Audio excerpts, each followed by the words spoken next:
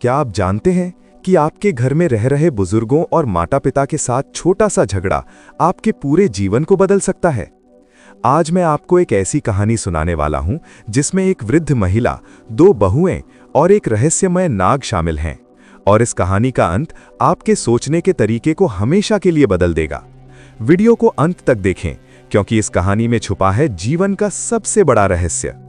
मित्रों, मैं आप सभी से माता लक्ष्मी और भगवान नारायण से प्रार्थना करता हूं, जो भी इस कहानी को पूरा सुने और भगवान श्री विष्णु के नाम का स्मरण करे, उसका घर परिवार हमेशा धन दौलत से भरा रहे, उसके घर में सुख और शांति बनी रहे और उसके मन में सही ज्ञान का संचार हो।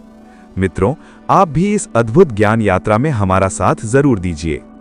प्रिय मित्रों, जब भगवान श्री राम वनवास पर थे, तब एक रात दोनों पति पत्नी गंगा के किनारे जंगल में बैठे थे।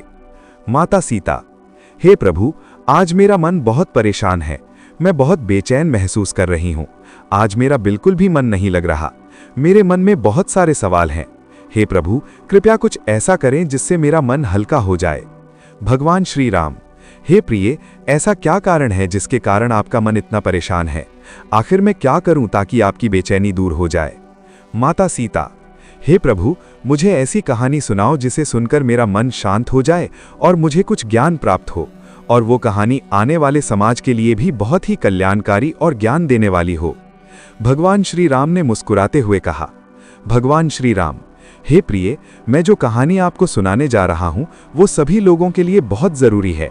जो भी व्यक्ति इस कथा को पूरे मन से सुनेगा, उसके और उसके परिवार के सारे कष्ट दूर हो जाएंगे। इसमें बहुत ज्ञान और सीख की बातें हैं। और फिर भगवान श्री राम ने अपनी पत्नी सीता को कहानी सुनाना शुरू किया। भगवान श्री राम: हे प्रिय, चाहे कोई कितना भी गरीब क्यों ना हो, उसे 4 लोगों को हमेशा अपने पास रखना चाहिए। इनका कभी अपमान नहीं करना चाहिए, और अगर गलती से भी इनका कभी अपमान हो जाता है तो मनुष्य जीते जी कभी पाप मुक्त नहीं हो पाता, उसकी दुर्गति हो जाती है और भगवान भी उससे रूठ जाते हैं। माता सीता: हे प्रभु, वे 4 लोग कौन हैं जिन्हें हर इंसान को अपने पास रखना चाहिए? मैं पूरी लगन से आपकी कहानी सुनूंगी। भगवान श्री राम: एक गांव में एक वृद्ध औरत अपने 2 बेटों के साथ रहती थी। उसका पति पहले ही मर चुका था। उसके केवल 2 बेटे थे। कुल मिलाकर परिवार में 3 सदस्य थे। उसकी जमीन भी बहुत कम थी, लेकिन वो अपने बेटों के साथ उस छोटी सी जमीन पर मेहनत करती थी। उसके बेटे भी बहुत मेहनती थे। समय के साथ जब उसके बेटे बड़े हो गए और विवाह योग्य हो गए, तो वृद्ध महिला ने अच्छे घर की लड़कियां देखकर अपने बेटों की शादी कर दी। 2 बहुएं घर में आ गईं। कुछ समय तक सब ठीक चला, घर में प्यार था और सभी खुशी खुशी रहते थे। लेकिन समय बीतने के साथ दोनों बहुएं आपस में लड़ने लगीं, कभी किसी छोटे मुद्दे पर, कभी किसी बड़े। बड़ी बहू सविता छोटी बहू से कहने लगी: सविता बहू, तुम ये करो, तुम वो करो, फिर तुमने ये किया और ये किया, और इस तरह नकारात्मक बातें शुरू हो गईं, झगड़े होने लगे। एक दिन छोटी बहू ने कहा: छोटी बहू, तुमने आज कोई काम किया है क्या?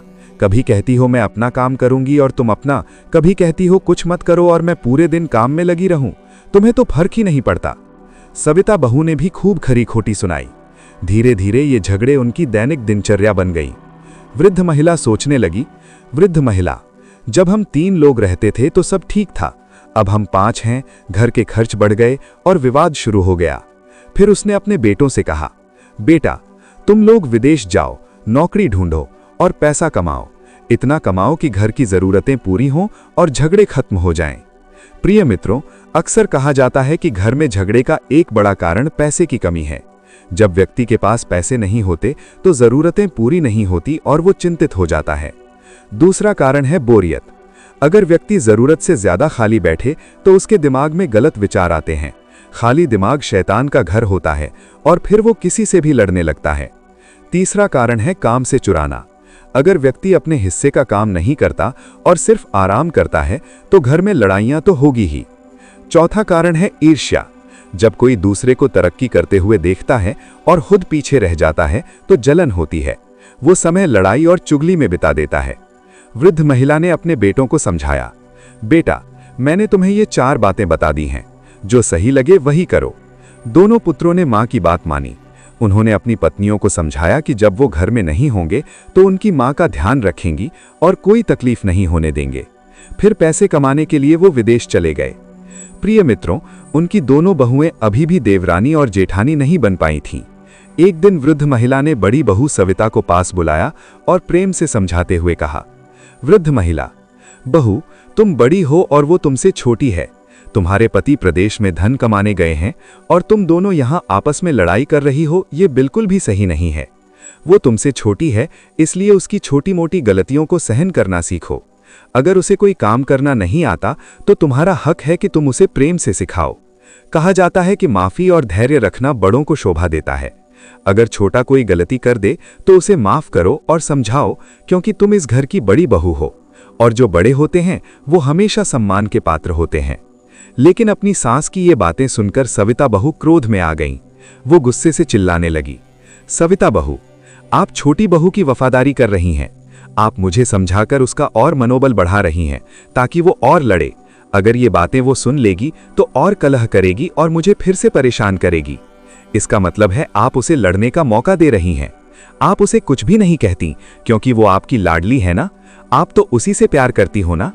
सविता बहू की बातें सुनकर वृद्ध महिला ने शांत स्वर में कहा, वृद्ध महिला, तुम इतना गुस्सा क्यों हो रही हो बहू? पहले बड़े को समझाना चाहिए, फिर छोटे को। मैं तुम्हें समझा रही हूं और फिर छोटी को भी समझाऊंगी। मेरे लिए तो तुम दोनों ही मेरी लाडली बहुएं हो। प्रिय मित्रों, सास की बात सुनकर सविता बहू ने थोड़ा बहुत घर का काम किया और गुस्से में अपने कमरे में चली गईं। लेकिन अगले ही दिन फिर दोनों बहुओं में लड़ाई हो गई। अब वृद्ध महिला छोटी बहू के पास गई और उसे समझाते हुए बोली, देख बहू, वो तुझसे बड़ी है और तू छोटी है, फिर ऐसे क्यों लड़ती हो? तेरा पति यानी मेरा बेटा घर पर नहीं है, वो प्रदेश में पैसे कमाने गया है और तुम यहाँ लड़ाई कर रही हो, ये ठीक नहीं है। मोहल्ले और पड़ोस के लोग देखकर हम पर हंसते हैं। घर में शांति और प्रेम से रहो। जब घर में प्रेम होता है तो धन और समृद्धि अपने आप आती है। लेकिन छोटी बहू ने मन ही मन सोचा कि ये वृद्ध महिला सविता बहू का ही पक्ष ले रही है। छोटी बहू गुस्से में बोल पड़ी, अरे अम्मा, आप हमें ज्यादा समझाने की कोशिश मत करो, नहीं तो मैं आपका भी अपमान कर बैठूंगी। मैं जानती हूं आप अपनी सविता बहू को बहुत चाहती हो और मुझे फूटी आंख से भी नहीं देखती। सारे दिन आप उसी के आगे पीछे घूमती रहती हो और मेरे बारे में चुगलियां करती रहती हो। मुझे सब पता है, उसी ने आपको मेरे खिलाफ भड़काया है ताकि मैं बुरी बहू बनी रहूं और वो आपकी प्यारी बहू बनी रहे। प्रिय मित्रों, छोटी बहू की ये कड़वी बातें सुनकर वृद्ध महिला टूट सी गईं। वो दोनों बहुओं को समझाकर हार मान गईं और चुपचाप वहां से चली गईं। वो मन ही मन सोचने लगीं, इन दोनों की बुद्धि खराब हो गई है। इन्हें समझाओ तो उल्टा मुझसे ही सवाल करती हैं, मुझसे ही लड़ने की बात करती हैं और ऊपर से मुझ पर आरोप लगाती हैं कि मैं इनके बीच लड़ाइयां करवाती हूं। फिर उसने विचार किया, इससे तो अच्छा यही है कि अपनी इज्जत बचानी है तो इन्हें समझाना बंद कर देना चाहिए। कहते हैं, जहां आपकी बात की कोई अहमियत न हो वहां बोलने से अच्छा है चुप रहना। अगर वहां बोलोगे तो दुश्मन ही बन जाओगे। वो सोचने लगी, मेरी बात किसी को पसंद नहीं आ रही, उल्टा ये दोनों मुझ पर हावी हो जाती हैं।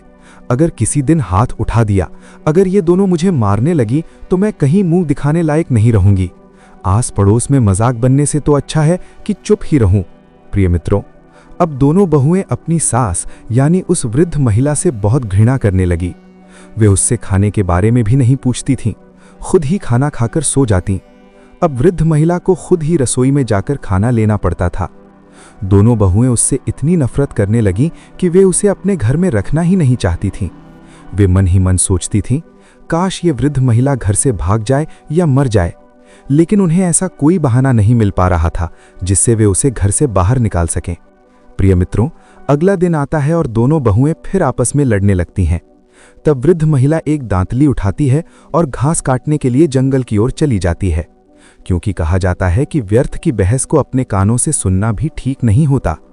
अगर आप खड़े होकर किसी विवाद को सुनेंगे तो संभव है कि आप बोले बिना न रह सकें, और जैसे ही आप बोलेंगे बात और बढ़ सकती है। इसीलिए सबसे अच्छा तरीका यही होता है कि वहां से चुपचाप निकल जाओ। ऐसे लोगों के आसपास रहो ही मत। यही सोचकर वृद्ध महिला घास काटने के लिए जंगल में चली गई। शाम को जब वो वापस लौटी तब तक दोनों बहुओं की लड़ाई खत्म हो चुकी थी। लेकिन अगले दिन फिर वही हुआ, लड़ाई दोबारा शुरू हो गई। वृद्ध महिला ने फिर से अपनी दांतली उठाई और घास काटने के लिए जंगल की ओर निकल गई। प्रिय मित्रों, जब वो जंगल में घास काट रही थी तभी अचानक उसके सामने एक विशाल सर्प आ गया। सर्प को देखते ही वृद्ध महिला भय से कांपने लगी। आज तो मेरी जान नहीं बचेगी, ये सर्प मुझे जरूर खा जाएगा। लेकिन भय से कांपती उस वृद्ध महिला को देखकर वो सर्प मनुष्य की भाषा में बोलने लगा। सर्प, माता, तुम डरो मत, मैं तुम्हें कोई हानि नहीं पहुंचाऊंगा। मैं यहाँ तुमसे अपना दुख साझा करने आया हूँ, क्योंकि मैं बहुत परेशान और दुखी हूँ। सर्प की मनुष्य जैसी आवाज सुनकर वृद्ध महिला के मन को कुछ शांति मिली। उसने गहरी सांस ली और साहस जुटाकर कहा, हे नाग, बताइए आपको क्या परेशानी है और आप मनुष्य की भाषा में कैसे बोल पा रहे हैं। तब नाग बोला, हे माता, कई दिनों से मैं भूखा हूँ, मुझे खाने के लिए कुछ भी नहीं मिल रहा है। अगर आप कुछ खाने को दे दें तो मेरे प्राण बच सकते हैं। मैं मरने की कगार पर पहुंच चुका हूं। फिर नाग ने अपनी पीड़ा बताते हुए कहा, हे माता, मैं जिस आश्रम में रहता था वहां के साधु अब इस दुनिया में नहीं रहे। वे एक गाय पालते थे, उसी गाय का दूध वे मुझे भी पिलाते थे और स्वयं भी पीते थे। उसी दूध से मैं जीवित था। अब जो साधु मुझे दूध पिलाते थे वे इस संसार को छोड़कर चले गए। अगर आप कहीं से भी थोड़ा सा दूध ला सकें तो ये आपकी बहुत बड़ी कृपा होगी। माँ जी, मेरी जान बचा लीजिए, थोड़ा सा दूध मिल जाए तो मुझे पिला दीजिए, नहीं तो मैं मर जाऊंगा। प्रिय मित्रों, ये सुनते ही वृद्ध महिला की आंखों में आंसू आ गए।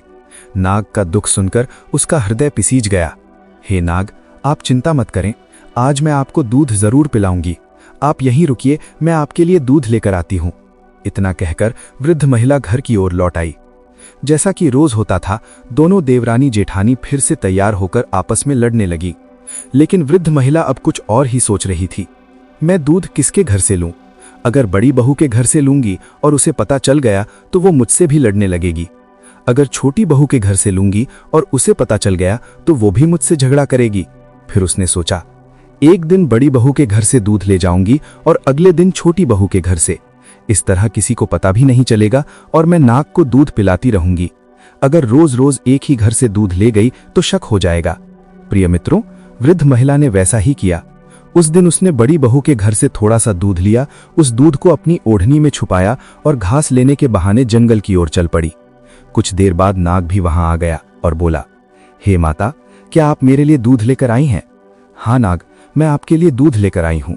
उस वृद्ध महिला ने तुरंत दूध नाग के सामने रख दिया। नाग ने जैसे ही दूध पिया उसके चेहरे पर शांति आ गई। दूध पीने के बाद नाग बोला, हे माता, आपने आज मेरी जान बचा ली। आपने मेरे ऊपर बहुत बड़ा उपकार किया है। मैं इस मदद को जीवन भर नहीं भूलूंगा। तब वृद्ध महिला ने संकोच के साथ कहा, हे नाग, आपसे एक प्रश्न और पूछना चाहती हूं। पहले भी पूछना चाहती थी लेकिन डर के कारण नहीं पूछ पाई, अब पूछ रही हूं। आप एक सर्प होते हुए भी मनुष्य की तरह कैसे बोल पा रहे हैं? क्या आप वास्तव में नाग हैं या कोई और? तब नाग ने गंभीर स्वर में उत्तर दिया, हे माता, मैं एक श्राप के कारण नाग बना हूं। मैं एक राजा के घर जन्मा था, लेकिन मेरे पिता ने मुझे नाग समझकर जंगल में छोड़ दिया। मेरा ये श्राप केवल 20 वर्षों का है। अब मेरी मुक्ति ज्यादा दूर नहीं है। 1 वर्ष के बाद मुझे मेरा मनुष्य शरीर वापस मिल जाएगा। नाग भावुक होकर बोला, इस शाप को झेलते झेलते मुझे पूरे 19 वर्ष हो चुके हैं।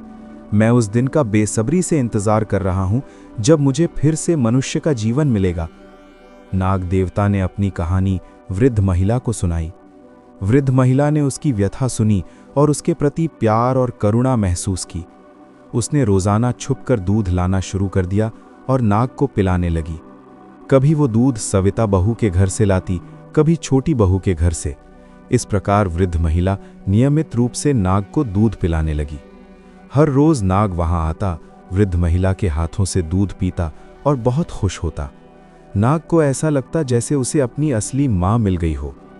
लेकिन एक दिन दोनों बहुएं ध्यान देने लगीं कि उनका दूध रोजाना कम हो रहा है। उन्होंने आपस में चर्चा की, सविता बहू, हमारा दूध कम हो गया, किसी ने चुरा लिया है। छोटी बहू, हाँ, हमारा भी हर दिन दूध कम होता है। पहले तो उन्होंने एक दूसरे पर ही आरोप लगाया। सविता बहू, तूने लिया है मेरा दूध। छोटी बहू, नहीं, तूने लिया होगा। कुछ दिनों बाद उन्हें समझ आया कि ये चोर कोई और ही है। उन्होंने सोचा, घर में दूध कौन चुरा सकता है? आस पड़ोस वाले तो नहीं आते। छोटी बहू, दीदी, शायद हमारा चोर एक ही है, आओ इसे छुपकर देखें। फिर उन्होंने योजना बनाई और छुपकर वृद्ध महिला को देखने लगे। अगले दिन वृद्ध महिला रोज की तरह बड़ी बहू के घर में गई, रसोई में घुस गई। दोनों बहुएं छुपकर देख रही थीं। वृद्ध महिला ने बढ़ा घर से दूध लिया, ओढ़नी में छुपाया और घास काटने के बहाने जंगल चली गई। छोटी बहू बोली, चलो देखते हैं ये वृद्ध महिला दूध लेकर जंगल में कहाँ जाती है। शायद खुद पीती है या किसी और को पिलाती है। हो सकता है कि ये हमारे दूध को बेचकर पैसे भी कमा रही हो। प्रिय मित्रों, अब वृद्ध महिला जंगल में जा रही थी। दोनों बहुएं गुप्त रूप से उसका पीछा कर रही थीं। वृद्ध महिला उस स्थान पर पहुंची जहां प्रतिदिन घास काटती थी और जहां नाग को दूध पिलाती थी। दोनों बहुएं दूर से छुपकर देख रही थीं। फिर उन्होंने देखा कि वृद्ध महिला के पास एक विशाल और भयानक सर्प आया। वृद्ध महिला उसे दूध पिलाने लगी। सर्प दूध पीने लगा। बहुएं डर के मारे हक्का बक्का रह गईं। छोटी बहू, ये सर्प तो बहुत बड़ा और भयानक है। सविता बहू, हाँ, ऐसा सर्प हमने कभी नहीं देखा। वे सोचने लगीं। छोटी बहू, शायद ये कोई दैत्य है। सविता बहू, या फिर ये वृद्ध महिला कोई चुड़ैल है। दोनों, ये हमारी सास तो लगती नहीं है, कहीं ये हमें और हमारे बच्चों को खा ना जाए। दोनों बहुएं सोच सोच कर परेशान हो गईं। उन्होंने आपस में कहा, छोटी बहू, हमें आज इसे घर में नहीं घुसने देना चाहिए। प्रिय मित्रों, दोनों बहुएं वैसे भी अपनी सास को पसंद नहीं करती थीं, इसलिए उन्होंने ये निर्णय लिया और घर लौट आईं। इधर वृद्ध महिला नाग को दूध पिला चुकी घास लेकर घर की ओर चल दी। जब वो घर पहुंची तो देखा कि दरवाजा बंद था। दोनों बहुएं डंडा लेकर अंदर खड़ी थीं। वृद्ध महिला ने कुंडी खटखटाई, लेकिन पहले तो दोनों बहुएं दरवाजा नहीं खोल रही थीं। फिर वृद्ध महिला ने जोर से दरवाजा खटखटाया। दोनों बहुएं दरवाजा खोलती हैं। वृद्ध महिला ने देखा दोनों बहुएं अपनी कमर में साड़ी बांधे, हाथ में भारी और बड़ा डंडा पकड़ रखी थी।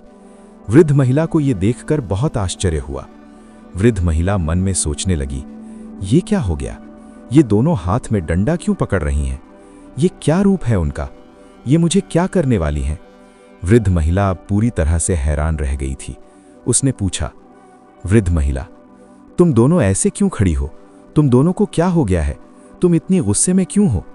दोनों बहुएं एक साथ चिल्लाईं, अरे वृद्ध महिला, तू तो एक चुड़ैल है। एक दिन तू हमें खा जाएगी, हमारे बच्चों को भी मार डालेगी। वृद्ध महिला ने आश्चर्य से कहा, अरे बहू, क्या तुम पागल हो गई हो? मैं तुम्हारी सास हूं, कोई डायन नहीं। तुम्हारे बच्चे तो मेरे पोते पोती हैं, जो मुझे मेरे बेटों से भी ज्यादा प्यारे हैं। तुम ऐसी बातें क्यों कर रही हो? लगता है तुम दोनों का पेट नहीं भरा कि मुझसे लड़ने के लिए आई हो। दोनों बहुएं गुस्से में बोली, अच्छा ठीक है, हमें बताओ तुम हमारा दूध चोरी करके कहाँ ले जाती हो? वृद्ध महिला, मैं दूध चोरी नहीं करती। जब मैं खेत में काम करती हूँ तब मैं थक जाती हूँ, इसलिए मैं दूध खुद पीने के लिए वहां ले जाती हूँ। लेकिन बड़ी बहू सविता ने जोर देकर कहा, झूठ मत बोलो, हमने तुम्हें देख लिया। तू खतरनाक नाग को दूध पिलाती हो, हमारे घर से चोरी करके दूध ले जाती हो और उसे पिलाती हो। वो सर्प कोई राक्षस है और तू उसके साथ मिली हुई है, कोई डायन है। अब हम तेरा विश्वास बिल्कुल नहीं करेंगे। आज के बाद तुम्हारे लिए इस घर में कोई जगह नहीं है। अगर तुम जिद करो तो फिर जिंदा यहां से नहीं बचोगी। इसलिए भलाई यही है कि तू आज ही सीधे वापस चली जा। आज से तेरा हमसे कोई संबंध नहीं रहेगा। प्रिय मित्रों, वृद्ध महिला ने दोनों बहुओं को बहुत समझाया। वृद्ध महिला, तुम लोग जो सोच रही हो ऐसा कुछ भी नहीं है। ये मेरा घर है, मुझे अंदर आने दो। मैं तुमसे कोई भी गलत या बुरा काम नहीं करूंगी। लेकिन परिणाम ये हुआ कि दोनों बहुएं वृद्ध महिला को घर में घुसने ही नहीं दिया। जब वृद्ध महिला ने जोर किया तो एक बहू ने डंडा उठाकर उसे मार दिया और धक्के मारकर घर से बाहर निकाल दिया। वृद्ध महिला ने समझाने की कोशिश की, ये नाग बेचारा भूखा प्यासा रहता है, मैं उसकी सेवा करती हूँ, वो हमें नहीं खाएगा। ये दूध बहुत कम है, इससे कोई नुकसान नहीं होगा। तुम मुझ पर झूठे आरोप मत लगाओ, मैंने कुछ गलत नहीं किया है, मुझे घर से मत निकालो। लेकिन उनकी बातों को एक भी बहू ने नहीं सुना। उन्होंने वृद्ध महिला को घर से बाहर निकाल दिया। रात का समय हो गया था, अंधेरा छा चुका था।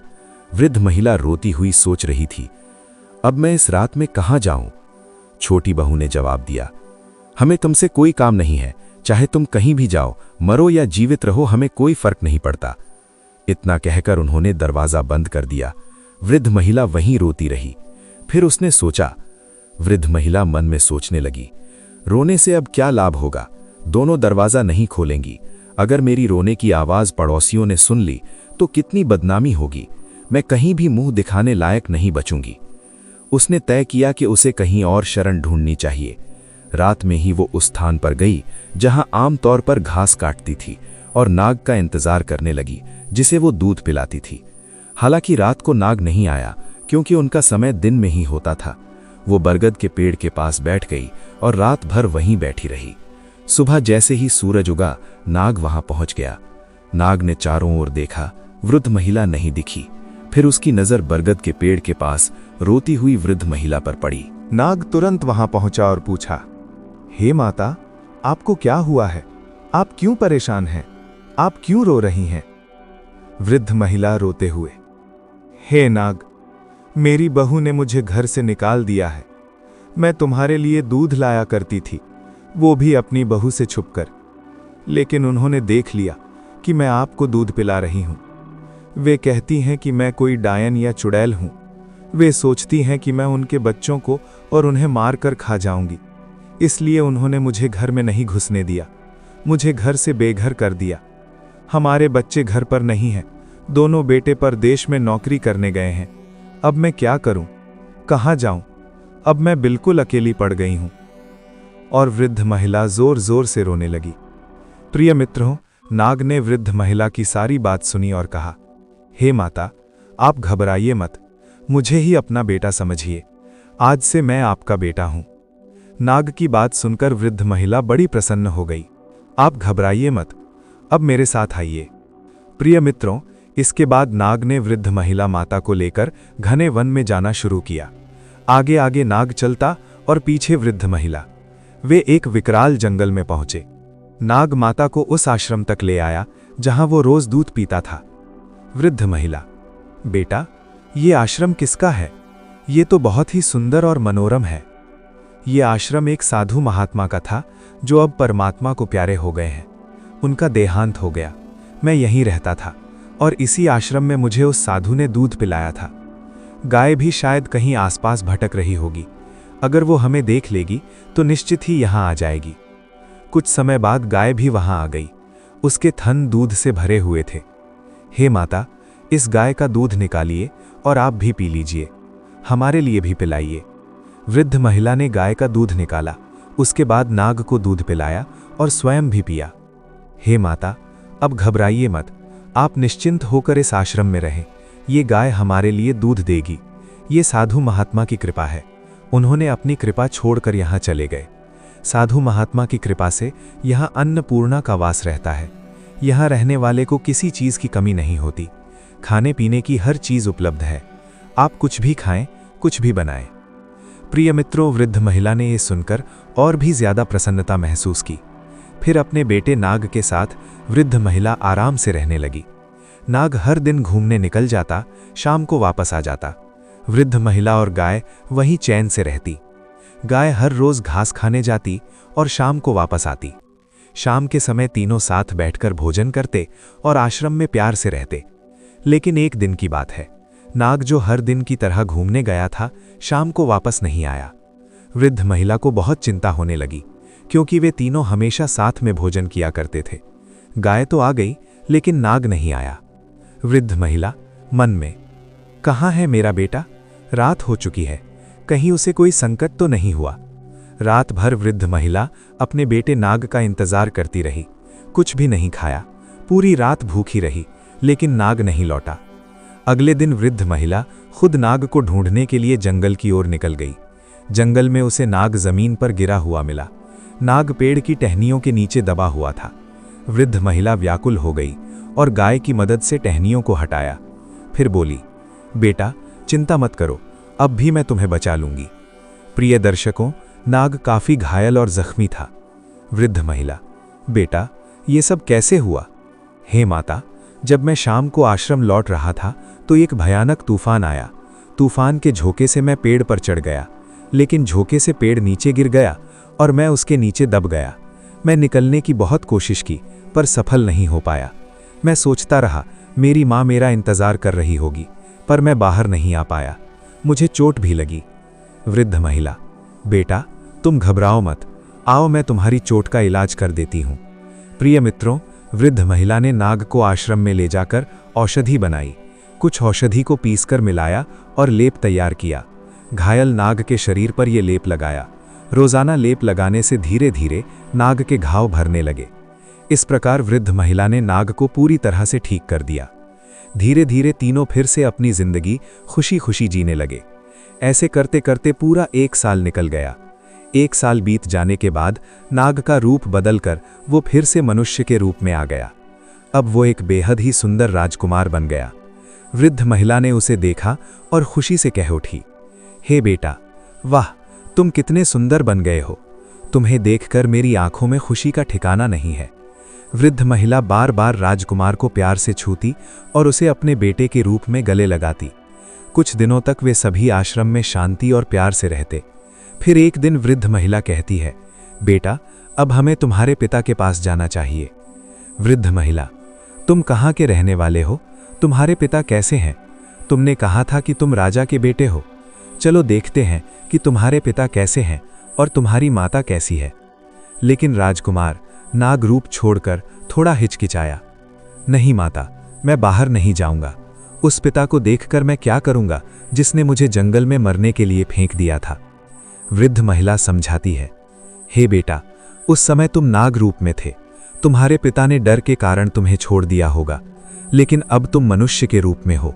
तुम्हें देखकर तुम्हारे माता पिता बहुत खुश होंगे। आओ चलो, इस बहाने मैं भी तुम्हारे माता पिता से मिल लूंगी। प्रिय मित्रों, अब राजकुमार वृद्ध महिला को लेकर अपने राज्य के महल की ओर चल देता है। राजमहल पहुंचते ही लोग उसे देखकर मोहित हो जाते हैं। लोगों की बातें, काश ये खूबसूरत राजकुमार हमारा होता, कितना अच्छा होता। राजकुमार और वृद्ध महिला महल में प्रवेश करते हैं। चौकीदार से पूछते हैं, राजकुमार, वृद्ध महिला, हमें यहाँ के राजा से मिलना है। चौकीदार उन्हें मंत्री के पास ले जाता है। मंत्री से मिलकर राजकुमार और वृद्ध महिला राजा से मिलने की इच्छा जताते हैं। मंत्री, बेटा, हमारे राजा और रानी इस समय मिलने योग्य नहीं है। उनकी स्थिति बहुत खराब है। राजा स्वयं राज्य की देखभाल नहीं कर पा रहे हैं। सिंहासन खाली पड़ा हुआ है। राजकुमार जिद करता है, नहीं मंत्री जी, हमें उनसे मिलना बहुत ज़रूरी है। राजा साहब बहुत बीमार हैं। 20 साल पहले रानी ने एक सर्प को जन्म दिया। राजा साहब उसे देखकर भयभीत हो गए और डर से उसे जंगल में फेंक दिया। तब से राजा और रानी निराशा में हैं। शरीर सूख गया है। सिंहासन कभी नहीं संभाला। महल में वे मायूस अवस्था में पड़े रहते हैं। कृपया हमें उनसे मिलवाइए। प्रिय मित्रों, मंत्री राजकुमार और वृद्ध महिला को राजा और रानी के पास ले जाता है। राजा और रानी निराशा और उदासी में लेटे हुए थे। उनका शरीर कमजोर और दुखी था। राजकुमार वृद्ध महिला के साथ जाकर उनके पैर छूता है। राजा और रानी ने महसूस किया उनके अंदर एक शक्ति का संचार हुआ। वे उठकर बैठ गए। बेटा, तुम कौन हो? कहाँ से आए हो? तुमने हमारे पैर छुए हैं। तुम कौन हो? आज तक हमने तुम्हें नहीं देखा। अपना परिचय दो। पिताजी, मैं आपका बेटा हूँ। माताजी, मैं आपका पुत्र हूँ।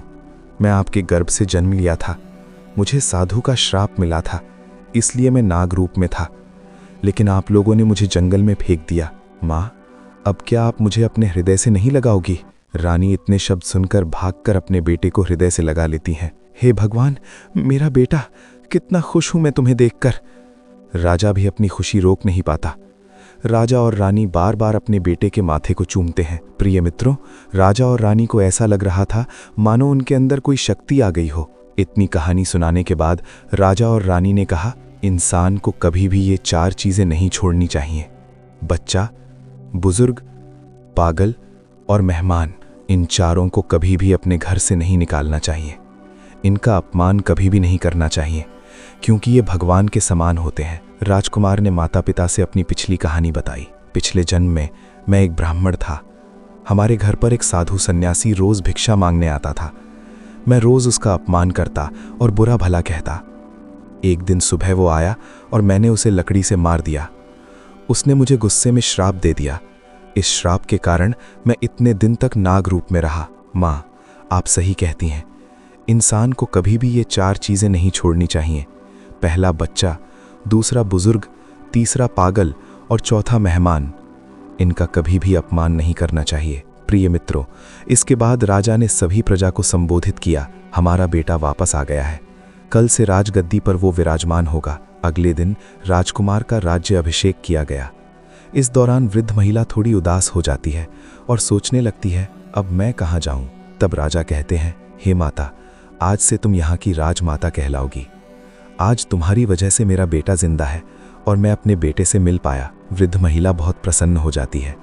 इस बीच वृद्ध महिला के दोनों बेटे जब घर लौटते हैं और अपनी माँ को नहीं पाते तो अपनी पत्नियों से पूछते हैं, हमारी माँ कहाँ है? पत्नी जवाब देती हैं, तुम्हारी माँ एक डायन थी, इसीलिए मैंने उन्हें मारकर भगा दिया। वे हर दिन जंगल में एक सर्प को दूध पिलाती थीं। ये सुनकर दोनों बेटे क्रोध से भर उठते हैं। वे अपनी पत्नियों को डांटते और फटकारते हुए घर से निकालने लगते हैं। तुम्हें शर्म नहीं आती? हमारी माँ को डायन कह रही हो? जल्दी बताओ, नहीं तो तुम्हें छोड़ेंगे नहीं। पत्नी वास्तव में नहीं जानती थी कि वृद्ध महिला कहाँ है। जब से वृद्ध महिला घर से निकली थी, उन्होंने उसे कहीं नहीं देखा था। अब दोनों बेटे रोजाना अपनी पत्नियों को डांटते और पीटते थे। धीरे धीरे उनकी हालत खराब हो गई, क्योंकि ना तो उन्हें चैन से भोजन मिल रहा था, न सम्मान। प्रिय मित्रों, कहते हैं ना, जो अपने बुजुर्गों का अपमान करता है, समाज भी उसका अपमान करता है। इसलिए उसके बच्चे भी उनका सम्मान नहीं करते थे। धीरे धीरे समय बीतता गया। बेटों को अब भी अपनी माँ का पता नहीं मिला। एक दिन वे अपनी माता के बारे में पूछते पूछते उस राज्य में पहुंचते हैं जहां उनकी माँ अब राजमाता बनी हुई थी। राज्य के लोगों से बात करते हुए उन्हें पता चलता है, राज्य के लोग, वो वृद्ध महिला रोज सर्प को दूध पिलाती है। वहां सभी लोग उसकी दयालुता की बातें कर रहे हैं। दोनों बेटे थोड़ा थोड़ा यकीन करने लगते हैं कि ये उनकी माँ ही हो सकती है। जब उन्हें पता चलता है कि वृद्ध महिला अब राजमाता है, तो दोनों बेटे बहुत खुश हो जाते हैं। वे सोचते हैं, हमारी माँ कितनी दयालु और भक्ति भाव वाली थी। वो पूजा पाठ करती थी, कभी किसी का बुरा नहीं सोचा। भगवान ने उसे कितने उच्च पद पर पहुंचाया। बेटों को ये सुनकर बहुत आनंद आता है। वे राज दरबार में जाते हैं और राजा की सहायता से अपनी वृद्ध माता राजमाता से मिलते हैं। जब उनकी माँ उनके सामने आती हैं, तो दोनों बेटे उनके पैरों में गिर जाते हैं और जोर जोर से रोने लगते हैं। माँ, हमें माफ़ कर दो। हमारी गैर मौजूदगी में आपका बहुत अपमान हुआ और आपको बहुत दुख सहन करना पड़ा। अगर हम यहाँ होते तो ऐसा कभी नहीं होने देते। वे आगे कहते हैं, हे माँ, अब आप घर चलिए, हम आपको लेने आए हैं। वृद्ध माँ मुस्कुराती हुई कहती है, मेरे बेटे, मैं यहाँ रहकर खुश हूँ। हमारे पास एक और बेटा है। तुम बिना किसी चिंता के जाओ, आशीर्वाद तुम्हारे साथ है। अपनी पत्नी और बच्चों के साथ सुखपूर्वक जीवन व्यतीत करो। इस घर में पहले से ही बहुत कलह होती है। अगर मैं फिर से वहां चली जाऊंगी तो फिर से झगड़े होंगे। बेटों ने कहा, नहीं माँ, अब ऐसा नहीं होगा, हम ऐसा नहीं होने देंगे। वृद्ध माँ समझाती हैं, बेटा, कुछ दिन यहीं पर रह लेती हूँ, फिर थोड़े दिन बाद तुम्हारे पास आ जाऊंगी। मैं यहाँ खुश हूँ, दुखी नहीं। जहाँ ज़रूरत ज़्यादा होती है, इंसान को वहीं रहना चाहिए। इस प्रकार अपनी माँ का आशीर्वाद प्राप्त कर दोनों भाई घर लौट आते हैं। वृद्ध माँ का बेटा और पोता अब अपने जीवन में खुश थे, लेकिन उनकी बहुएं दुखी थीं। भगवान ने उन्हें उनके कर्मों का फल दिखाया। उन दोनों की बहुत बुरी दशा हुई और उन्होंने अपनी गलती समझी। वे राजमहल जाकर अपनी सास से माफ़ी मांगते हैं। दोनों बहुएं, माँ, हमें माफ़ कर दो, हमने अनजाने में बहुत बड़ी गलती की। हमने आपका अपमान किया। कृपया हमें अपना आशीर्वाद दें, नहीं तो हम बर्बाद हो जाएंगे। वृद्ध माँ मुस्कुराती हुई कहती हैं, बेटा, कोई बात नहीं। अगर तुम्हें अपनी गलती का एहसास हो गया है तो यही काफ़ी है। हमेशा खुश रहो और किसी का अपमान मत करो। बिना वजह के झगड़ा मत करो। 4 दिन की जिंदगी है, इसे लड़ाई में बर्बाद मत करो। वृद्ध माँ आगे समझाती हैं, इंसान को कभी भी ये 4 चीज़ें नहीं छोड़नी चाहिए। बच्चा, अगर बच्चे को अकेला छोड़ देंगे तो खतरा हो सकता है। बुजुर्ग को जरूरत पड़ सकती है, प्यार से पास रखना चाहिए। पागल, इन्हें कभी भी नजरअंदाज नहीं करना चाहिए। मेहमान, हमेशा सम्मान देना चाहिए। इसके बाद दोनों बहुएं अपनी सास के गले लग जाती हैं और कहती हैं, हम इन बातों का हमेशा ध्यान रखेंगे। इतना कहकर भगवान श्री राम इस कहानी को समाप्त करते हैं। सीख, माता पिता, बुजुर्गों और बच्चों का हमेशा सम्मान करें। अपने माता पिता को कभी घर से मत निकालें। माता पिता की सेवा करें, उनका आदर करें। परिवार में झगड़ा और कलह से बचें। 4 चीजें हमेशा सम्मान योग्य हैं: बच्चा, बुजुर्ग, पागल और मेहमान। प्रिय मित्रों, भगवान श्री कृष्ण से ये सीख मिलती है कि कर्म, आदर और दयालुता से ही जीवन में सुख और समृद्धि आती है। कहा गया है कि जैसे वनस्पतियों को सूर्य से जीवन मिलता है, वैसे ही हमारे जीवन में माता पिता और वृद्धों के आशीर्वाद से जीवन संचारित होता है। इसलिए हमें वृद्ध माता पिता की तन मन धन से सेवा करनी चाहिए और उनका आशीर्वाद लेना चाहिए। वाल्मीकि रामायण में कहा गया है, भगवान श्री राम से सीता जी कहते हैं, माता पिता और गुरु ये तीनों प्रत्यक्ष देवता हैं। इनकी अवहेलना करके अप्रत्यक्ष देवता की आराधना कैसे की जा सकती है? धर्मराज युधिष्ठिर ने भी भीष्म पितामह से पूछा, धर्म का सर्वोत्तम मार्ग क्या है? भीष्म पितामह ने उत्तर दिया, सब धर्मों में सबसे उत्तम है माता पिता और गुरु की भक्ति। इनके सेवा को बड़ा मानो। माता पिता और गुरु मनुष्यों के द्वारा हमेशा पूजनीय होते हैं। इनके आदर के बिना की गई सभी क्रियाएं असफल होती हैं। पद्म पुराण में कहा गया है, पिता ही धर्म है, पिता ही स्वर्ग है, पिता ही सबसे श्रेष्ठ तपस्या है। जब माता पिता प्रसन्न होते हैं तो संपूर्ण देवता प्रसन्न हो जाते हैं। माता पिता की सेवा और सद्गुण उन्हें संतुष्ट रखते हैं। लेकिन आजकल के समय में अधिकांश संतान माता पिता की संपत्ति को अपना अधिकार समझते हैं, उन्हें बोझ मानते हैं। जो माता पिता अपने जीवन में पुत्र पुत्रियों को पालन पोषण, शिक्षा और विवाह का अवसर देते हैं, उनका सम्मान नहीं करते। ये अत्यंत दुर्भाग्यपूर्ण है। सभी धर्म ग्रंथों का सार यही है, वृद्ध माता पिता को प्रत्यक्ष देवता मानकर उनकी सेवा करो, उन्हें प्रसन्न रखो। इससे जीवन में सुख और समृद्धि आती है। माता पिता की सेवा कैसे करें? वृद्ध माता पिता की इच्छा का सम्मान करें। व्यस्त दिनचर्या में भी उनसे बातचीत करें। उनके स्वास्थ्य और सुपाच्य आहार का ध्यान रखें। पारिवारिक समस्याओं पर उनसे परामर्श लें। धार्मिक स्थानों, मंदिर या तीर्थ स्थान पर जाने के लिए पूछते रहें। कभी भी उन्हें अकेला न छोड़ें। भगवद गीता में भी कहा गया है कि हम अपने बच्चों से प्यार कर सकते हैं, लेकिन असली शिक्षा और गुण उन्हें हमसे सीखने को मिलते हैं। जैसे अगर माता पिता झूठ बोलने की आदत रखते हैं तो बच्चे इसे सीख सकते हैं। इसलिए बेहतर होगा कि आप बुरी आदतें छोड़ें और खुद अच्छा उदाहरण पेश करें। जब माता पिता गीता के उपदेशों को समझकर जीवन में अपनाते हैं तो बच्चे अपने आप अच्छी आदतें और गुण सीखते हैं। इससे घर में खुशी का माहौल बनता है और परिवार सुखी रहता है। चाणक्य की चाणक्य नीति कहती है, माता पिता से बढ़कर कोई नहीं है। माता पिता की सेवा करना हर संतान का प्रथम फर्ज है। जो लोग अपने माता पिता का आदर और सम्मान करते हैं, उनकी हर छोटी बड़ी जरूरतों का ध्यान रखते हैं, वे लोग सभी के प्रिय बनते हैं और देवताओं का आशीर्वाद प्राप्त करते हैं। भगवान श्री कृष्ण ने भगवद गीता में कहा, सेवा का भाव व्यक्ति को श्रेष्ठ बनाता है। जिसके हृदय में सेवा भाव और सेवा करने की ललक है, उसे सुख, शांति और वैभव प्राप्त होता है। विद्वान भी मानते हैं कि सेवा की भावना मनुष्य के उत्तम गुणों में से एक है। विशेष रूप से माता पिता की सेवा से अपार पुण्य और आशीर्वाद प्राप्त होता है। शास्त्रों में इसे सर्वोच्च महत्व दिया गया है। मित्रों, हमारा एकमात्र संकल्प है गीता के दिव्य ज्ञान को घर घर पहुंचाना। लेकिन ये महान कार्य तभी सफल हो सकता है जब आप सब इस नेक यात्रा में हमारे सारथी बने। ये केवल मेरा या आपका प्रयास नहीं, बल्कि हम सबका सामूहिक धर्म है कि हम भगवान श्री कृष्ण की शिक्षाओं को जन जन तक पहुंचाएं और उन्हें अपने स्वयं के जीवन में उतारने का ईमानदार प्रयास करें। हमारा उद्देश्य केवल शब्द सुनाना नहीं, बल्कि आपके जीवन में सकारात्मक बदलाव लाना है।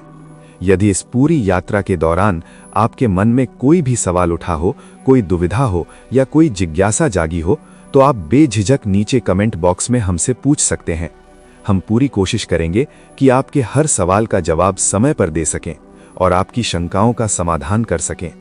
याद रखिए, आपकी एक छोटी सी राय हमें और बेहतर करने की शक्ति देती है। एक बार फिर इस ज्ञान यात्रा का हिस्सा बनने के लिए आपका कोटि कोटि आभार। और ऐसे ही और अद्भुत वीडियो पाने के लिए हमारे चैनल को सब्सक्राइब करें, वीडियो को लाइक करें और ज्यादा से ज्यादा शेयर करें। धन्यवाद। जय श्री कृष्ण। राधे राधे।